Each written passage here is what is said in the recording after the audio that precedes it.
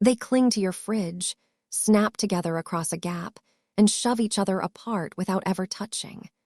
Magnets feel almost like everyday magic, an invisible force you can hold right in your hand. But what actually makes something magnetic?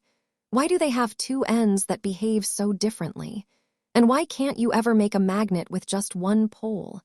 The answer is hidden deep inside the atoms themselves. Everything around you is made of atoms, and every atom is buzzing with tiny particles called electrons. Now here's the key. An electron carries an electric charge, and a moving charge always creates a little bit of magnetism. So in a very real sense, each electron behaves like an unimaginably small magnet, complete with its own north and south. So if every atom contains tiny magnets, why isn't everything magnetic? Because in most materials, all those little electron magnets point in completely random directions. For every one pointing up, another points down. They cancel each other out perfectly, so their magnetism adds up to nothing at all. The material has no overall magnetic pull, but a few special materials, like iron, nickel, and cobalt, are different. In them, neighboring atoms naturally cooperate, lining up in small groups that all point the same way. Each of these tidy little regions is called a domain. The catch is that, normally, the domains themselves still point in all sorts of directions, so the iron, as a whole, still isn't magnetic, yet. To create a permanent magnet, you simply have to get all those domains to point the same way. Place the iron inside a strong magnetic field, and one by one, the domains swing around to line up with it. Once enough of them are aligned, and stay that way, their magnetism no longer cancels. It all adds together, and you're holding a brand new magnet. Every magnet that results has two ends, a north pole and a south pole. And here's something strange and wonderful. No matter what you do, you can never separate them. Cut a magnet cleanly in half, and you don't get a lone north and a lone south. Instead, each piece instantly becomes a complete new magnet with its own north and south pole.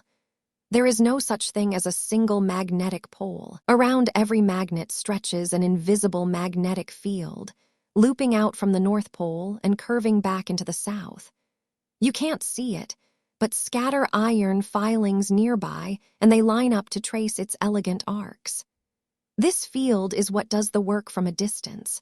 Bring two like poles together and the fields push them apart, but face opposite poles and they're pulled into a firm embrace. And one of the biggest magnets of all is right under your feet. Deep inside our planet, a vast ocean of churning molten iron generates an enormous magnetic field that surrounds the whole Earth. That's exactly why a compass works. Its needle is a tiny magnet, free to swing, and it gently turns to line up with the Earth's field, faithfully pointing north. We can also create magnetism on demand.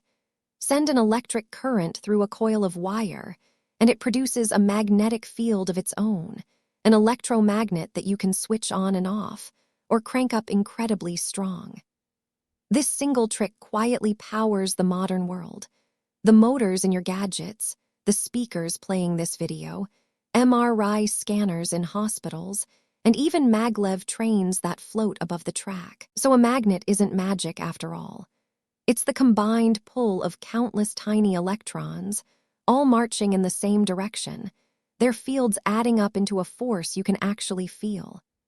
From the compass that guided explorers to the machines that shape our daily lives, magnetism is one of nature's quietest and most useful forces, hiding in plain sight. And if there's a science or tech topic you want explored next, tell me in the comments. Your question could be the next video. If this made you a little more curious about the world, subscribe to the Binary Brew, and I'll see you in the next one.